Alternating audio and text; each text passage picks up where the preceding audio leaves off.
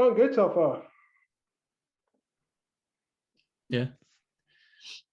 Did it change at all when you found out how your opponent would be, or did it just keeping it? Did it change at all when you found out how who your opponent would be, or was it just keeping it same training? I'm keeping it the same training as usual. Have you not tried to tailor it at all where when you found out who your opponent would be, or has it just been the same? Well, we have been trying to tailor it as of late, like we say, certain aspects of what he might do and what I'm going to do for the fight. Yeah. How do you feel about your opponent coming into it, Craig Skelton? Well, this could be a good fight. A very good debut to have. Yeah. What was behind your decision to go pro? Mostly timing and how long I've been an amateur. Yeah. So you just thought you've got enough experience behind you now from all your amateur fights to go pro? Yeah, seems about right. Yeah. Am I correct in saying that another one of your lads from your gym has recently fought him as well? Richard Callas, is that? Yes, he's fought him as well. Yeah, do you train with him, or is he giving you any sort of insight at all helping you training against him? Or? Yeah, he's giving a lot of insight on what he's going to do and what he's capable of, what he's like. Yeah.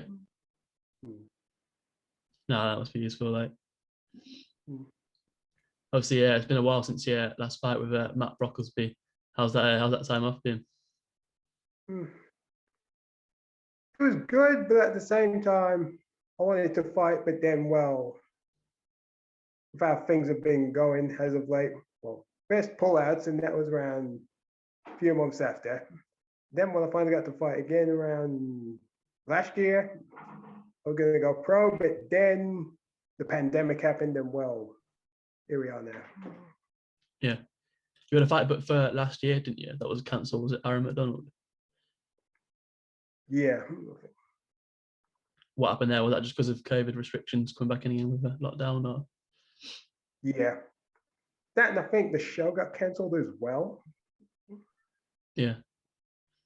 Nightmare. How have you still been managing to just get to the gym during lockdown? Or has it just been training from home? First training from home, but I couldn't do much. The only thing I could do was shadowboxing, run, and mostly use a kettlebell. Then train with one of my training partners a few months later on. Then train with more of my training partners, like we say, have a bubble around. Yeah. Yeah, so we have to get the work in then with some training partners coming around and that. Yeah. Yeah. Obviously, great last fight with Matt Brocklesby. Like I said, I feel like you really got to showcase your grappling. How are you feeling about that fight afterwards? Felt great. It was good to show what I was also capable of, what I was truly capable of. Yeah, obviously a tough opponent as well. Yeah, because on paper, damn me to lose, but I just went in there and showed them what I was really capable of. Yeah, felt like you're reversing positions quite well on the ground as well. Yeah, that's all. Yeah, obviously you've been fighting. Well, your amateur career. Am I correct in saying it started in 2015 for your first amateur fight? Actually, my first amateur fight started in late 2012. Yeah. How would you say your mindset over your amateur career has changed since then? Well, from then, back then I wasn't in the right mind frame because, I had a lot of things going on and tough times and such. Yeah. Well, and a lot of other things such as I can remember self-doubt. Most of the times I kept beating myself up, but I shouldn't. Lack of confidence. And was that because of things outside of the sport or inside of the sport? A bit of both, but mostly outside of the sport. And at the time, and where I was training at the time. Are we training at a different gym back then? Yeah. Where were you training at, or and I think when did you move to Fearless? I didn't start moving to Fearless until 2017. I only went there for a bit. Then I went to UTC, but then that closed in 2018. Then I went back to Fearless for a bit and then Renegade. Although the original plan after UTC closed was go to both Fearless and Renegade, but then financial things happened at the time. Yeah. Then I left Obviously, Renegade. enjoying it at Fearless now, though. Yeah. Yeah. Obviously, got a good group of lads around you, like training with Jake Hadley and that now. Obviously, Yeah. Cage Warriors champion. Definitely. Yeah. What would you say the highlight of your amateur career has been so far then? Well, I can say the highlights were my last fight with Brocklesby. That's one. The second one is, well, I thought there's one guy from Artist Swap gym, the same gym where Dimir Hadzovic trains at. There's one guy. He came after Worlds, and I fought him in one, a decision. Yeah. And when I finally got my first finish against Stuart Shield, I think it was the 7th golden ticket. Yeah. Yeah. How was that? How did you get that finish? Sorry. Second round, I think it was around when he was well, I was trying to go for the rear naked choke, but I didn't get the hooks in. So I just went for a short choke instead. Yeah.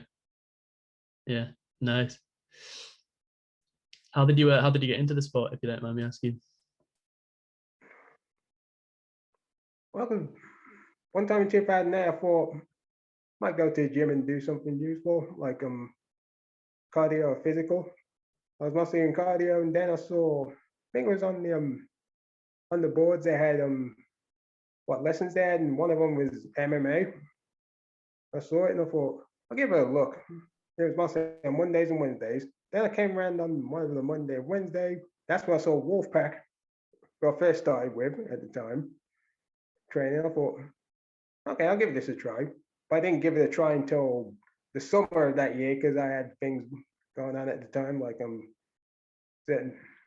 certain college lessons. And at the time, that was, well, do or die in a sense. Yeah.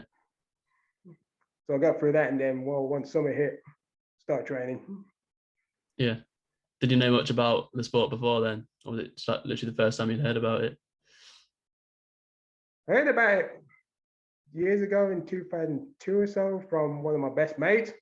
He was watching it at the time, and that's when I found out Ken Shamrock was doing it. Yeah, UFC. Well, yeah, because I first saw Ken Shamrock in WWE back when it was WWF. Yeah. At the time, during the Attitude Era. Then I was wondering where he went, but then when I came across UFC, I thought, oh, that's where he went. Yeah. Since then, I watched a bit of it, but I didn't watch as much until 2007 or 2008 because I was mostly having other things at the time. Yeah. I didn't watch it full until 2009 or 2010, mostly 2009. Yeah. Mostly from the Cage Raiders and such. Yeah. You were excited for this fight then, obviously in August, yeah. with Craig Skelton. Yeah. Very excited. How do you think it's going to go? How do you see it ending? I'd say probably by either first round, second round finish. Yeah. Or going the distance. Yeah. Submission or knockout? Probably submission. Usually I'm not one to predict. Yeah. Yeah. No, I appreciate you coming on, mate, for chatting to me. All right. Yeah. Appreciate you coming on, man. Yeah. Thanks for that, mate.